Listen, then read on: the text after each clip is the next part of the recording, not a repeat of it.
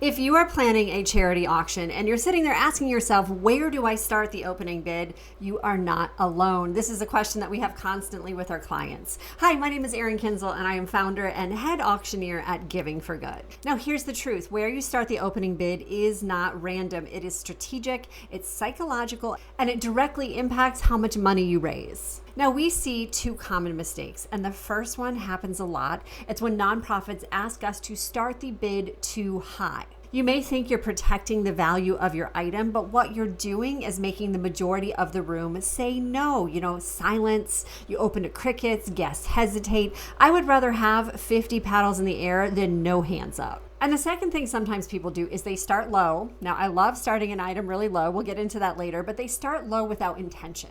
If you're starting an item very low, the goal should be to create competition. Remember, a live auction isn't just to sell an item, it's to create momentum. And in our case at charity auctions, it's to inspire generosity and excitement. So here's what I recommend. Take the retail value and start about 30% of retail because it feels like a deal. So if you have a $5,000 trip and I start it at $1,500, it's like a no-brainer. A lot of hands will go up.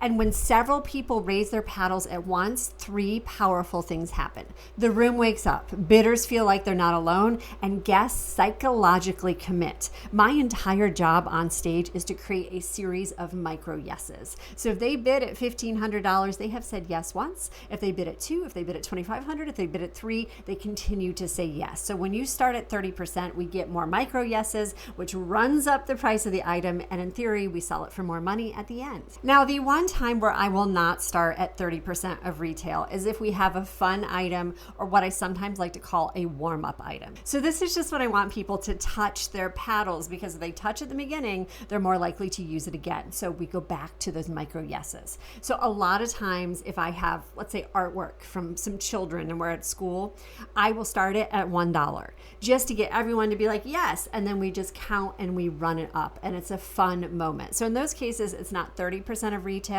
but we have a lot of fun items that will start at $1 and we will sell for $1,000, $5,000. My highest was $30,000, the sold price when we started at $1. So when you have a great list of live auction items, work with your auctioneer. He or she will guide you through this process to start that opening bid and make your live auction a ton of fun and record-breaking. Make sure you subscribe to our channel. We're always giving tidbits here and also get a free copy of the Auctioneer's Playbook. It's my secrets to a record-breaking gala. You can download it below.